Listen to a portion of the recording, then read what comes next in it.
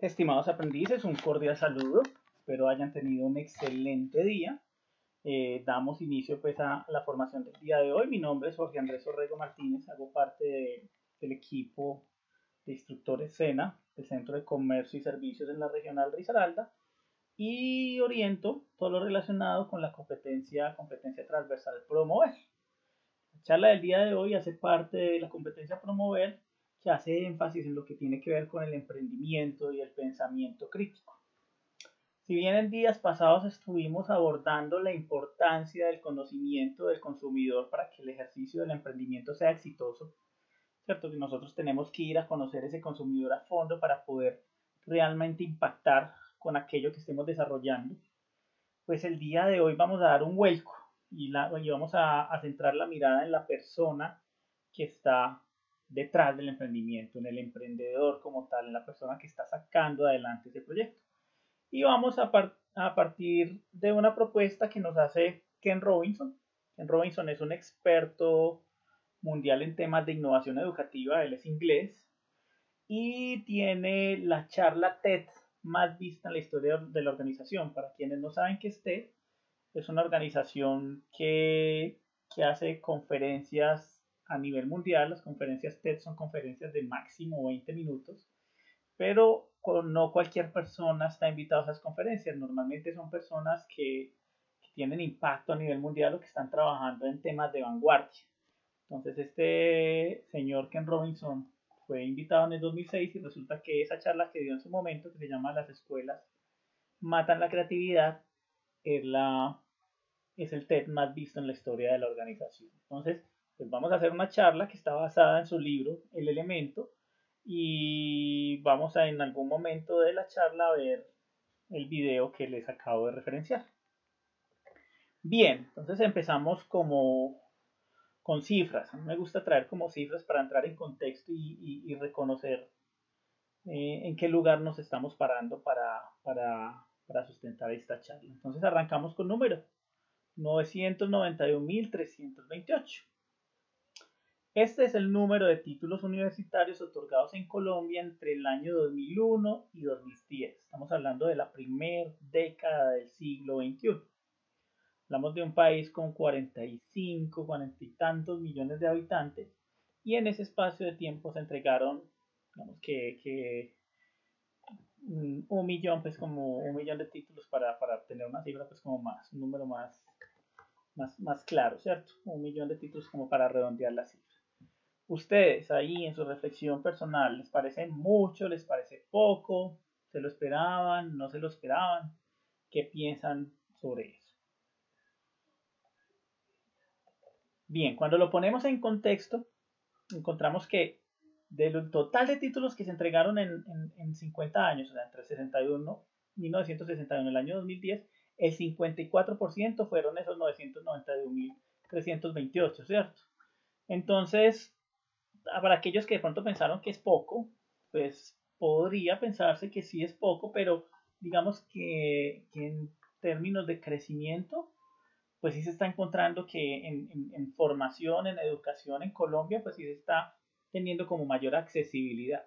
O sea, hay más gente estudiando, porque lo que se demoró 40 años finalizando el siglo pasado, pues se logró y se superó un poco en los primeros 10 años de este siglo. De hecho, la cifra no ha salido, pero ya me he ido adentrando un poco en ello. Pues no hay una cifra consolidada porque el año 2020 no ha terminado, pero de hecho, entre el 2011 y el 2020 se espera que se entreguen aproximadamente 3 millones de títulos más, ¿cierto? Entonces miren que el crecimiento en el número de títulos es exponencial, ¿cierto? ¿Y eso qué nos indica? O sea, que haya más gente estudiando, que haya más gente preparándose como ustedes lo están haciendo, con la gente que está yendo a la universidad. ¿Eso qué significa en el ejercicio de lo que nos ocupa ahora, que es la empleabilidad? ¿Será que va a ser un poco más complejo conseguir empleo? ¿Será que va a ser más fácil? ¿Será que hay que capacitarse más para poder acceder a un empleo? ¿Será que ya no hay que capacitarse? Entonces, importante pues como que hagan la reflexión a partir de ello. Lo que sí es claro, mis estimados aprendices, es que en el siglo XX, o sea, estamos hablando de hace 20 años para atrás, tener un título profesional garantizaba el éxito laboral y económico. O sea, usted era ingeniero bueno, regular o malo, había un trabajo para usted. Usted era médico bueno, regular o malo, había un trabajo para usted. Usted era experto en mercados, bueno, regular o malo, había un trabajo para usted. ¿Por qué? Porque el número de profesionales, digamos que todavía no era el que demandaba la industria, demandaba el entorno laboral. Entonces, pues tener un título profesional garantizaba muchas cosas y tal vez algunos de ustedes, espero pues que ese no haya sido la única motivación para entrar a estudiar, pero de acuerdo pues a los ejercicios que he hecho cuando empiezo a indagar en los diferentes grupos sobre los motivos de ingreso a estudiar, pues encuentro que muchos dicen es que yo entré a estudiar porque yo quiero mejorar mi situación a nivel económico, ¿cierto? Quiero conseguir un mejor trabajo, etcétera, etcétera. Pues muchachos, les advierto, en el siglo XXI estudiar no es suficiente. O sea, esto ya no funciona mágicamente como tal vez funcionó en el siglo pasado y por eso de pronto nuestros abuelos o papás nos dijeron, no, mijo, estudie, que si usted estudia, eso le garantiza que le va a ir bien en la vida. Hoy, siglo XXI, no es garantía, ¿cierto? ¿Por qué? Porque ya hay muchos más profesionales, hay mucha más gente formada, porque está apareciendo la inteligencia artificial, la robótica y todas eso que tiene que ver con el desarrollo tecnológico, pues en algunas profesiones está reemplazando al ser humano y de hecho lo hace más rápido, más económico, ¿cierto? Una máquina, por ejemplo, trabaja 24 horas al día si se quiere y no hay que pagarle. Un ser humano pues tiene promedio de turnos de 8 horas y tiene familia y hay que pagarle, etcétera, etcétera. Entonces, hay profesiones en este momento en donde las máquinas están haciendo un mejor trabajo, ¿cierto? Que los seres humanos. Entonces, bueno, ¿cuál es ese atributo diferencial que tenemos que tener los seres humanos para que una empresa pues prefiera seguir contratando humanos en vez de robots? Ahorita con todo este tema de la inteligencia artificial. Entonces, si en el siglo XX tener un título universitario o un título profesional como tal garantizaba el éxito laboral y económico, en el siglo XXI, ¿qué podría ser? Pues yo lo resumo en tener capacidad para la innovación. ¿Qué está pasando con el empleado del siglo XXI? ¿Qué es lo que más se requiere? Se necesita un empleado fortalecido en lo que conocemos como las habilidades blandas. Pensamiento crítico, capacidad de negociación, capacidad de ir a buscar información, personas propositivas con inteligencia emocional, muchas de las habilidades que hemos visto en el transcurso de la competencia promover. Pero ahorita entonces quiero traer ese ejercicio de tener capacidad para la innovación y relacionarlo con el tema del emprendimiento, ¿cierto? El emprendimiento en Colombia muchas veces es el resultado de una necesidad. Me explico. Muchas personas emprenden porque no tienen trabajo y la única posibilidad es mirar a ver cómo salen adelante, entonces inventan el negocio, sacan las empanadas, miren a ver qué mercancía compran para vender y todo eso. Ese es un tipo de emprendimiento que está basado en el ejercicio pues, de la necesidad económica, que es válido, pero muchas veces no logra ir mucho más allá que solventar esa necesidad económica. Me explico, es un emprendimiento que las personas practican, pero en la medida en que salga alguna oportunidad laboral formal, pues el emprendimiento se hace a un lado, ¿cierto? Entonces es un ejercicio de emprendimiento que depende y está dado pues como la necesidad, por la necesidad como tal. Y hay otro emprendimiento que para mí, yo lo describiría como un estilo de vida. Ser emprendedor como estilo de vida. Ser una persona que tiene capacidad para la innovación. Ser una persona propositiva independientemente de si sea en su propia empresa o en la de los demás. Digamos que tenemos la idea en el aire de que ser emprendedor es formar la empresa, pero usted en una organización también puede ser un intraemprendedor, ¿cierto? ¿Cómo así que un intraemprendedor? Una persona que se haga parte de una organización, que esté dentro de ella, pero que sea una persona que tenga ese espíritu de emprendedor y de buscar cómo hacer las cosas diferentes o proponerle a la empresa la forma de cambiar para mejorar, ¿cierto? Yo personalmente me considero un emprendedor, en mi estilo de vida yo me considero un emprendedor y siempre estoy pensando en la posibilidad de cómo hacer las cosas de mejor manera, de diferentes, de adaptarnos al entorno, etcétera, etcétera. Y eso, el ejercicio laboral para una empresa es bastante valioso. Cuando una empresa tiene un colaborador con esas características, alguna persona que trabaja con ella que está proponiendo, que no está ahí quieto esperando que le digan qué hacer, sino que está proponiendo, que está diciendo, que está preguntando, etcétera, etcétera, pues esa persona se vuelve un recurso humano de muchísimo valor, ¿cierto? Y hay personas que hacen ese ejercicio, pero ya a su propio beneficio. Entonces hay personas que dicen, yo no voy a trabajar para nadie, yo quiero emprender, a mí lo que me gusta es esto, lo que yo sé hacer bien es esto y me voy a enfocar en desarrollar mi propia empresa a partir de los conocimientos que tengo. Entonces, chicos, para ser exitoso en el siglo XXI hay que tener capacidad para la innovación. Pero, ¿qué es la innovación, cierto?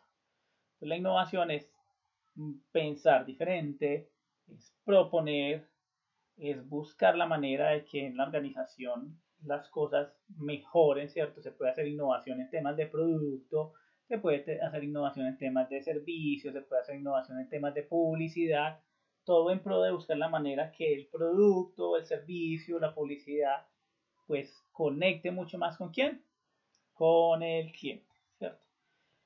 Entonces, ¿quién es esa persona que tiene capacidad para la innovación? Pues depende. ¿De qué depende? Lo primero es entender que no todos somos innovadores en todo, ¿cierto? Entonces requerimos saber cuáles son esos campos en donde nosotros podemos ser innovadores. Y en eso, o con eso, conecto con lo que estamos viendo aquí en la conferencia del elemento. Entonces, para iniciar, pues les voy a contar historias de personas que han sido exitosas en diferentes campos laborales y quiero que ustedes se proyecten de alguna manera o se comparen o miren a ver si tienen algunos puntos de encuentro con cada una de estas historias que les voy a contar. La primera es la historia de Gillian Lime, es la niña que aparece en esta foto. Aquí ella tenía 6 años y está en compañía de su madre. Gillian Lime era una niña muy inquieta, era una niña que cuando estaba en el colegio, en primero de primaria, no podía quedarse quieta. Se movía todo el tiempo, se levantaba del pupitre, se asomaba por la ventana, hacía muchas cosas relacionadas con moverse. No se podía quedar quieta en ningún momento.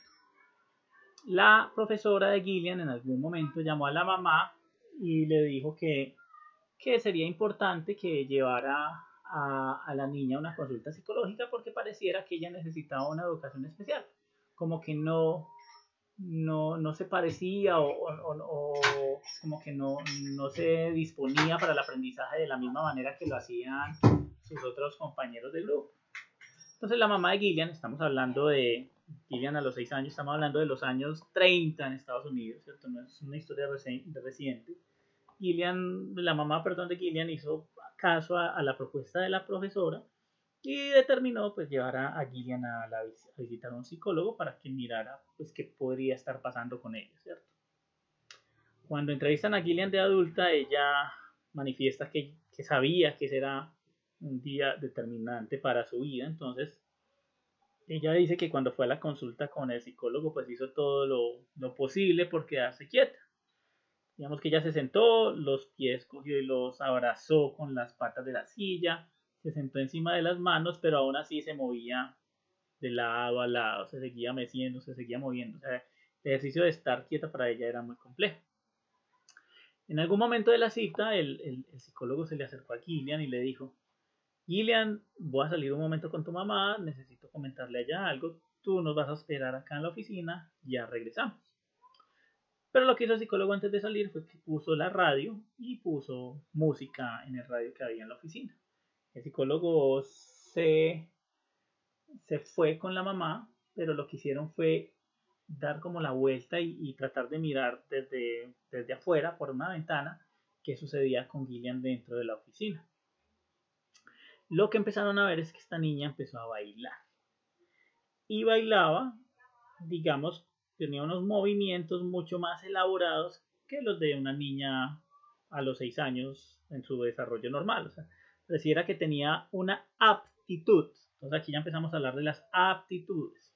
Una aptitud es esa capacidad un poco innata que tienen los niños, las personas cuando son muy jóvenes, y que da pie o muestra que hay unas capacidades que podrían convertirse en habilidad, ¿cierto? Una aptitud es apenas como una pequeña muestra que habla de lo que se le podría facilitar a la persona respecto a. Concretar ya una habilidad sí requiere de mucho entrenamiento y mucha persistencia, ¿cierto? Entonces, el psicólogo dijo, mira, Gillian tiene una aptitud para el baile. Mamá, yo creo que la solución para que el comportamiento de Gillian sea diferente en la escuela es que la meta clases de baile. La mamá de Gillian hizo caso, por fortuna, la metió en una academia de baile, entonces Gillian pues estudiaba en las mañanas, en la tarde bailaba, tarde noche, llegaba a descansar, su comportamiento en la escuela mejoró, digamos que ya estaba más equilibrada en cuanto a su energía, porque pues, durante la tarde noche estaba bailando, entonces en la mañana pues se podía quedar un poco más quieta y en las tardes se dedicaba a bailar. Gillian se dio cuenta a los 6 años, gracias al acompañamiento de su mamá y del psicólogo, que lo que quería hacer en su vida era bailar. Y Gillian se convirtió en una bailarina famosa y además en coreógrafa de unas obras de teatro que son súper importantes a nivel mundial. Aquí vemos la fotografía cuando están celebrando los 10.000, hágame el favor, las 10.000 funciones del Fantasma de la Ópera. Pues Gillian es una de las coreógrafas que está detrás de esta obra de teatro. Yo tuve la oportunidad personalmente de asistir a esta obra de teatro. Cuando asistí mi inglés no era muy bueno, pues ahora no es perfecto, pero digamos que manejo un poco más el inglés. No era muy bueno, pero la majestuosidad del vestuario, de la música, de los movimientos, de la puesta en escena de la obra es tal que sin yo entender mucho el diálogo que tenían ahí los personajes, hubo un momento donde me impacté tanto que me brotó una lágrima del ojo. Entonces imagínese la majestuosidad que hay detrás de esa obra para que una persona como yo, que en su momento no conocía muy bien el inglés, se siente impactado de lo que está viendo, ¿no? Y una de las personas, una parte de la magia que hay detrás de esa obra, pues corresponde a Gillian Lane. Y también tiene otra obra que es de mucho renombre en Broadway que se llama Cats. Entonces, miren, era una niña inquieta, una niña que no se podía quedar quieta en el colegio, que estaba todo el tiempo moviéndose y se convirtió, encontró su elemento, ya vamos entendiendo qué es el elemento, a través del baile. Aquí tenemos otro caso. Este niño se llama Matt, también en los Estados Unidos. Era un niño, digamos que no tan inquieto como Gillian. Era un niño que se le daba bien lo académico, ¿cierto? Era ese compañero, o de pronto usted fue uno de esos, que usted nunca lo vio matándose en el estudio, pero siempre sacaba buenas notas. Entonces era un chico que no estudiaba mucho matemáticas, por la hora del examen le iba bien, naturales bien, español bien, pero tú no lo veías profundamente conectado con eso. Entonces digamos que había una habilidad, perdón, había una aptitud, había un saber hacer, pero no había un ejercicio como apasionado frente al tema académico. Lo que a él le apasionaba, lo que él conectaba eran las caricaturas. Entonces era un niño que todo el tiempo estaba haciendo caricaturas, ¿cierto? Si se descuidaban, cogía papel y lápiz y empezaba a dibujar lo que estuviese viendo. Fácilmente en una mañana podía hacer 30 caricaturas. Le había dibujado todo su grupo, etcétera, etcétera. Y en algún momento en la escuela le dijeron, Matt, pues chévere. Digamos que la escuela de alguna manera se acompañó esa habilidad. Le decía, chévere que dibujes, pero le va a tocar traer material de la casa porque como vamos, pues se va a acabar con los insumos de la escuela. Matt fue creciendo y en ese ejercicio de crecer y ver qué pasaba con sus compañeros que iban saliendo del colegio, empezó a darse cuenta de cosas que no quería para su vida. Porque también es absolutamente válido que uno no tenga claridad sobre lo que quiere. Sin embargo, puede uno primero tener claridad sobre lo que no quiere. ¿Qué le pasaba más? Él decía, mira que yo no me veo trabajando como ejecutivo, yo no me veo con un maletín, no me veo trabajando de corbata, no me veo trabajando en temas de oficina, no me veo trabajando en temas de negociaciones, no me veo en eso. Yo tengo claro que eso no es lo que quiero hacer. Si me preguntan a mí, lo que quiero hacer es tener tiempo libre para dibujar. O sea, el ejercicio del dibujo le generaba a él conexión solamente por estar dibujando. Él ni siquiera pensaba en eso como una posibilidad de negocio, de proyecto de vida. Él decía, ve, me puedo conseguir un trabajo como vendedor, no sé, de llantas, o trabajar en un concesionario, que me quede mucho tiempo libre para poder dedicarlo al dibujo. Eso era como su proyecto de vida.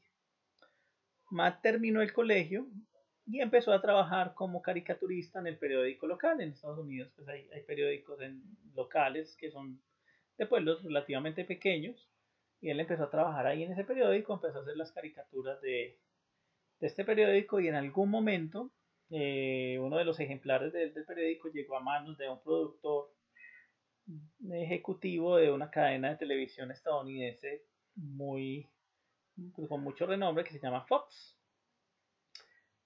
Fox ahorita, bueno, ya no es Fox, ya es Disney, pero en su momento pues era Fox y era una de las cadenas más grandes de los Estados Unidos. Y el productor le dijo, Matt, me gustaría trabajar con usted en algún proyecto que tenemos pensado en la cadena. Y sí, señores, Los Simpsons. Los Simpsons llevan más de 30 años, creo, como programa.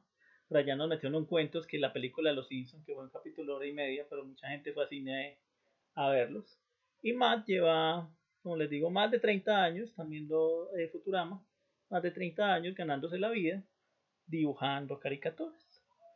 Digamos que el ejercicio de elección de Matt frente al de Gillian, pues fue algo diferente. Digamos que Gillian tenía sus aptitudes y su pasión conectadas con el baile. Matt tenía aptitud también, aparte de la aptitud por el tema artístico relacionado con la caricatura, con el dibujo, pues también tenía aptitudes para otras cosas un poco más, si se quiere decir, académicas, ¿cierto? Pero su ejercicio de vida encontró que lo que realmente le apasionaba y le conectaba era el dibujo, y a partir de allí hizo su elección. Y tenemos un tercer caso. Este señor, de pronto, cuando escuchas el nombre, a menos pues que seas economista o trabajes alrededor de esto, pues no es un nombre muy conocido de pronto como Matt Groening o Gillian Lynne, que no está en el campo de la farándula, pero Paul Samuelson también tuvo un punto de encuentro con su pasión. Esta foto fue en 1950, cuando se ganó el Premio Nobel de Economía, y esto fue en sus últimos días. ¿Qué le pasó a Paul Samuelson? Estaba en el colegio como en grado octavo, noveno, y tuvo la oportunidad de ir a un salón, a un grado superior, y encontró que el tablero estaba lleno como de algoritmos y de operaciones complejas, pues, para él, ¿cierto? Que estaba como en octavo, noveno grado. Cuenta él que cuando él vio ese tablero lleno de operaciones matemáticas tuvo una epifanía. Y que es una epifanía, es como un momento en donde tú como que conectas con algo que acabas de conocer, pero tú sientes que lo conocías de hace rato, ¿cierto? Entonces él llegó, vio el tablero, vio esos algoritmos y se le puso la piel de gallina, no del susto, sino de la impresión y de sentir eso como tan suyo. Y ahí se dio cuenta que lo que él quería hacer en su vida era matemáticas, que la vida para él solo tenía sentido en las matemáticas, ¿cierto? Entonces decidió salir del colegio, estudiar economía en 1950, se convirtió en el primer premio Nobel de Economía norteamericano, y hasta sus últimos días, él ya falleció, pues se dedicó al ejercicio de la cátedra y a enseñar matemáticas. Entonces miren que ese ejercicio de encontrar lo que a uno le apasiona o lo que sabe hacer es diferente para cada persona. Eso es lo primero que tenemos que entender. Es diferente para cada uno de nosotros. Entonces Ken Robinson dice, el elemento es ese punto de encuentro entre aquello que se nos da bien y nos encanta hacer, ¿cierto? Entonces, digamos que hay 4 posibilidades. Que a uno se le dé bien algo, que uno sepa hacer bien algo, pero que no le apasione, esa es una. La otra, que usted le apasione algo, pero que no sea habilidoso para eso. La tercera es que usted ni le apasione ni sea habilidoso. Y la cuarta es que usted le apasione y sea habilidoso. Entonces el elemento es cuando tú logras encontrar sintonía entre aquello que sabes hacer bien y que además te gusta hacerlo. Entonces es como la combinación perfecta entre aptitud o habilidad, si se quiere, que ya es mucho más desarrollada, y pasión. Que uno sienta que esto tiene un objetivo, que esto te conecta con algo más, ¿cierto? Que hay un propósito detrás de ello, ¿cierto? ¿Por qué es importante el ejercicio del elemento en este tema del emprendimiento que estamos abordando en la formación ahora? Pues porque con el emprendimiento pasa igual. Usted no puede pensar en que va a tener un emprendimiento exitoso solamente porque es algo que está demandando el mercado. Entonces, no sé, ahorita el mercado está demandando tapabocas. Entonces, no, el tema del emprendimiento es el tapabocas y vamos a fabricar tapabocas porque así funciona. Digamos que es un emprendimiento más como de la necesidad y vos empiezas a revisar ahorita lo que está pasando en las empresas de manufactura y claro, muchas están volcadas al tema de hacer tapabocas pues porque hay una necesidad de vender para poder subsistir como empresa. Entonces digamos que ese tipo de emprendimiento es como el emprendimiento de las empanadas. Pues no hay plata, la situación está difícil, hagamos empanadas. ¿Por qué? Pues porque las empanadas se venden o se venden, ¿cierto? Es un emprendimiento que es fruto del entorno y siempre está como conectando con la necesidad del entorno solamente, pero no hay una mirada interior en donde se establezca si efectivamente eso que yo voy a emprender me conecta, me apasiona. Entonces un ejercicio importantísimo para emprender es realmente encontrar conexión con aquello que estamos haciendo. ¿Por qué? Porque el emprendimiento se vuelve su vida. Y si usted está haciendo en su vida algo que no le gusta, pues es muy probable que desista, que en el camino quede, quede allí, que eso quede coartado. Entonces, pues ya aquí los invito a que veamos el video que les comenté. Lo van a poder encontrar en los últimos 20 segundos de esta misma presentación, el link hacia el video, o lo pueden buscar en YouTube como Las escuelas matan la creatividad, Ken Robinson. Van a ir a ver ese video y vamos a regresar para continuar con la presentación.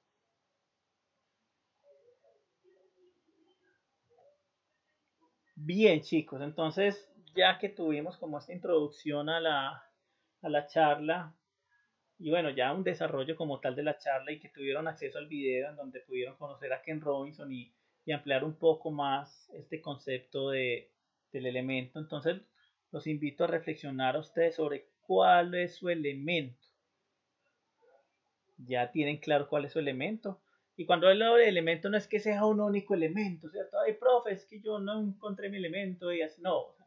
Pueden ser varios elementos, puede que uno tenga aptitudes y pasión para varias cosas, pero se ponen en singular como para darle la importancia que esto radica, ¿cierto? Para disponer que también, que tampoco es que sea cualquier cosa, lo que les decía. Entonces, todos, digamos que yo considero que todos tenemos el potencial de emprender, pero no es el mismo, no es en lo mismo, puede ser diferente, ¿cierto? ¿Cuál es su elemento? Y les pongo una pregunta adicional. ¿Ese elemento de qué manera conecta con lo que ustedes están estudiando ahora? ¿Conecta o no conecta? Conecta medianamente. Emprender para mí en esto que estoy estudiando es una opción válida. Hay cosas que me interesan, que me conectan, hay un propósito. Simplemente lo estoy haciendo porque pues me dijeron que estudiara alguna cosa para poder salir adelante. O esto es lo que da plata, entonces estudiamos esto, ¿cierto? ¿Cómo están ustedes conectando con ese elemento? Si no hay claridad en el elemento, que es absolutamente normal, pues lo que sí hay que tener claro es que hay que estar en una búsqueda constante, ¿cierto? Se vale no tener claridad sobre el elemento, se vale no saber claramente qué es lo que nos conecta, qué es lo que nos apasiona. Lo que no se vale es no buscarlo. Entonces sí debe haber una constante en el ejercicio de búsqueda del elemento. ¿Y cómo hacemos ese ejercicio de búsqueda? Pues aquí viene la pregunta de cómo puedes saber. Lo primero, chicos, que hay que hacer para poder encontrar el elemento es eliminar el ruido. Y nuestro mundo actual tiene mucho ruido. Bueno, digamos que en estos últimos meses hemos tenido la posibilidad como de apaciguar un poco el ruido, pero en general es un mundo muy ruidoso. Para encontrar tu elemento debes generar tiempo y espacio para estar a solas contigo mismo, ¿cierto? Es como poner a un lado todo lo que nos está diciendo ahorita la tecnología, que es una gran herramienta, por supuesto, de hecho, es lo que estamos usando en este momento para hacer la formación que les estoy dando el día de hoy, pero que muchas veces nos saca de esa conversación interna que todos debemos tener, si se quiere, varias veces a la semana. Me explico. Mi generación, si yo, por ejemplo, quería verme el siguiente capítulo de un programa, pues normalmente tocaba esperar una semana, ¿cierto? Si era una serie. Ahorita tú entras a Netflix y Netflix te dice en tal fecha tiene disponibles todos los 24 capítulos de la serie. En mi infancia, bueno, en mi adolescencia llamaron amigo a la casa después de las 8 de la noche, pues no era como pues era de mala educación de hecho. Ahorita uno tiene su amigo, su pareja, lo que sea, pues a través del celular en cualquier hora. Usted no tiene que llamar a la casa, sino que ya de una forma de comunicarse directamente. Los canales de televisión eran dos, ahora son 200, ¿cierto? El acceso a la televisión dentro de la habitación era pues, un tema de muy pocas personas. De pronto me recuerdo que mis papás, nosotros mucho tiempo no lo tuvimos, entonces pues había casi que un televisor para toda la casa, entonces tocaba ponerse de acuerdo con los otros para ver televisión. Y a la hora de dormir normalmente había un espacio para estar a solas consigo mismo. Entonces las personas creyentes sacaban ese espacio para orar y los de pronto no tan creyentes pues lo sacaban como para leer o a escuchar música. Digamos que el adolescente más afortunado en mi época tenía radio en la habitación. Pero lo que tú escuchabas en la radio, recuerdo el nombre del programa, el programa se llamaba Música para Soñar Despiertos. Entonces también era como era música, es como para invitarte a la reflexión. Entonces casi que ese ejercicio de la reflexión sobre el día a día se hacía de manera casi que obligada, ¿cierto?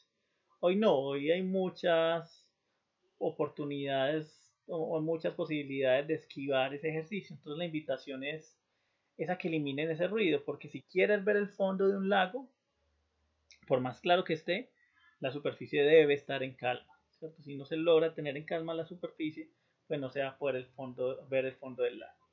Y un ejercicio que está ahorita, digamos que en boom, es el ejercicio de la meditación. Y dentro de la meditación hay una conocida como el mindfulness, que es el estar consciente.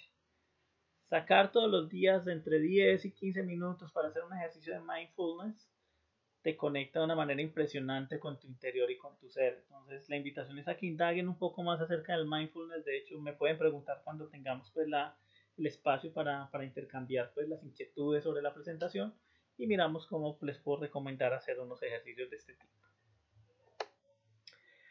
Lo siguiente para encontrar el elemento es cambiar las perspectivas, ¿cierto? Por ahí hay un dicho muy famoso que dice, si quieres que te pasen cosas distintas, no hagan siempre lo mismo, ¿cierto? Hay personas que quieren que el mundo sea diferente para ellos, pero en su día a día, pues no se permiten hacer cosas diferentes, están haciendo siempre lo mismo. Entonces, pues, ¿cómo estamos frente a eso? ¿Qué está pasando frente a eso? ¿Cómo estamos nosotros frente al tema de las perspectivas entre lo que hacemos, ¿cierto? La manera de actuar que adoptamos se afecta por nuestra manera de pensar y de sentir. Debes experimentar nuevas actividades y conocer nuevos lugares y personas. Debes exponerte a nuevas oportunidades y ponerte a prueba en diferentes circunstancias. El hecho, muchachos, de tomar la decisión de estudiar es un ejercicio absolutamente valioso para el tema del cambio de las perspectivas. Porque el estudio te exige experimentar, te exige confrontarte entre nuevas actividades, te exige conocer nuevos lugares, nuevas personas, ¿cierto? Entonces, cuando ustedes toman la decisión de estudiar y están aquí en escena formándose, pues ya están buscando la manera de cambiar sus perspectivas. Pero si usted quería que pasara algo diferente, estando todos los días encerrado en su casa, pues iba a estar como complejo, ¿cierto? Entonces hay que darse como esa oportunidad de conocer. O sea, ojo, no estoy diciendo conocer a costa de cualquier cosa y correr peligro, ¿cierto? No, es un ejercicio de conciencia de conocer y conectar con otros entornos, pero obviamente reconociendo cuando un entorno de estos puede ser peligroso o no para sí mismo, ¿cierto? Entonces, para cerrar por la presentación, quiero compartirles como los principios elementales, ¿cierto? ¿Por qué es importante encontrar el elemento? En el ejercicio del emprendimiento, pues ya lo hablamos y la conclusión es que si realmente queremos hacer un emprendimiento de impacto, pues tenemos que encontrar aquello que conecta nuestras habilidades y nuestra pasión para poder sacarle el máximo valor a lo que estamos haciendo. Pero también es importante tener en cuenta a nivel personal estos tres principios elementales. Dice, principio número 1, tu vida es única. Encontrar tu elemento significa reflejarte en tus propias circunstancias culturales, en las oportunidades de crecimiento que deseas y necesitas. Entonces, lo primero que hay que entender es que la vida de cada uno de nosotros es única, que nadie la ha vivido y que nadie la vivirá. Si usted un hermano gemelo como tal. Entonces, a partir de eso tenemos que comprender los poderes y las pasiones con las que nosotros nacemos y cómo todo eso hace parte de esa exclusiva herencia genética, ¿cierto? Y cómo nosotros tenemos que hacer esa pregunta sobre aquello que se nos da bien, aquello que nosotros somos y que queremos para realmente darle valor a nuestra vida, ¿cierto? Hacer como nuestra vida de alguna manera memorable. ¿Para quién? Pues para sí mismo, ¿cierto? Principalmente. Y bueno, y tal vez para las personas que están a tu alrededor, pero principalmente para uno mismo. El segundo principio es tú creas tu vida. Digamos que cada uno de nosotros nace bajo unas circunstancias sobre las cuales no tenemos control. Nosotros no pudimos escoger nuestros padres, nosotros no pudimos escoger que nazcamos en un hogar rico, estrato medio o pobre. Nosotros no pudimos escoger nuestras características físicas. Nosotros no pudimos escoger nuestro estado de salud, pues con el que nacimos desde nuestra biología como tal y todo eso. Eso es circunstancial y sobre las circunstancias nosotros no tenemos mayor, mayor posibilidad de manejo, ¿cierto? Uno no tiene mucho manejo si el día está soleado o lluvioso. Digamos que eso es circunstancial. Lo que sí es claro es que la, independientemente de las circunstancias bajo las que usted nació, si usted quiere que su vida sea diferente, pues usted debe procurar hacer las cosas para que funcione así. Me explico. Les decía, las circunstancias no dependen de usted, pero si usted quiere si usted no le gustan esas circunstancias, si usted no le gusta la vida que tiene, pues lo mínimo que tiene que hacer es buscar la manera de que esa vida sea diferente. ¿Cierto? Entonces, pues no tenemos poder sobre las circunstancias, eso pues obviamente funciona así, pues lo que no se vale es no tratar de hacer que la vida sea diferente a pesar de las circunstancias, ¿cierto? Si a usted no le gusta su vida y usted no hizo nada porque este fuese diferente, pues ahí hubo un fallo, ahí hubo un error, ¿cierto? Entonces la invitación es esa, tú creas tu vida. Independientemente de las circunstancias, usted tiene que buscar la manera de que su vida sea diferente si usted quiere que sea así, ¿cierto? De lo contrario no va a pasar nada. Creamos nuestra vida a partir de nuestra concepción del mundo y de nuestro lugar en él, de las oportunidades que aprovechamos y de las que rechazamos, de las oportunidades que vislumbramos y de las elecciones que hacemos. Y el tercer y último principio elemental es que la vida es orgánica.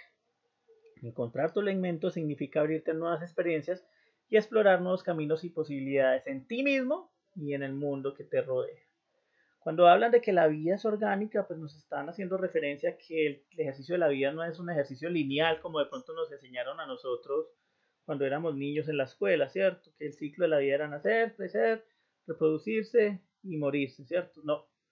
Lo que propone esta versión pues, sobre el ejercicio de la vida dice que es orgánica, que va en espiral. Solo cuando se habla de lo orgánico se habla de que no tiene puntas, de que no va en líneas rectas. Si ustedes revisan pues, los seres vivos en general o el cuerpo humano como tal, pues siempre terminan redondeados, o sea, no terminan en puntas, no hay como un final como tal, sino que es como una circunferencia que no tiene como fin o no tiene un inicio y un fin claro, ¿cierto? Entonces se habla que la vida es en espiral, que uno está como cumpliendo ciclos, no estamos hablando de un inicio y de un fin determinado, sino como un crecimiento cíclico en lo personal, ¿cierto? Entonces en ese sentido, pues no se hace necesario estar planificando la vida a largo plazo, de hecho ahora es muy difícil lograrlo, pero sí estar conscientes de lo que está pasando y tener una planificación pues, corta, pero clara de hacia dónde quiero llegar, ¿cierto? ¿Por qué? Porque la vida es orgánica, estamos haciendo ciclos y creciendo, pero no en ejercicio lineal, sino en espiral. Entonces cierro con este ejercicio, perdón, con esta frase de Ken Robinson. Vivir nuestras vidas es como gobernar un barco en alta mar. Como la vida es creativa y orgánica, no necesitas planificar la totalidad de tu viaje vital. A veces solo es posible planificar el siguiente paso, pero puede resultar suficiente para avanzar. El paso más importante es siempre el primero, y más que el primero, el siguiente. Entonces, ¿cuál es su siguiente paso en este ejercicio de formación, mis estimados aprendices? Pues que lo que están haciendo realmente conecte con lo que ustedes quieren hacer. siguiente paso es encontrar ese espíritu emprendedor si lo tienen. Y si lo tienen, que estoy absolutamente convencido de que lo tienen, es en dónde lo tienen, ¿cierto? ¿Realmente ese espíritu emprendedor mío sí conecta con la formación que estoy llevando a cabo? ¿O no conecta para nada y debería dar un paso al costado y dedicarme a otra cosa, ¿cierto? Entonces la invitación es a eso. No sé si tengan dudas, inquietudes, como les dije aquí en esta última parte de la presentación pueden encontrar el video de las escuelas matan la creatividad. Espero que este ejercicio de pensarse la vida a partir de su elemento les haya sido útil y nada, quedo atento a sus comentarios, a sus preguntas, a sus inquietudes a través de los canales que tenemos dispuestos para esto. Les deseo un feliz resto de día y seguimos en contacto. Muchas gracias.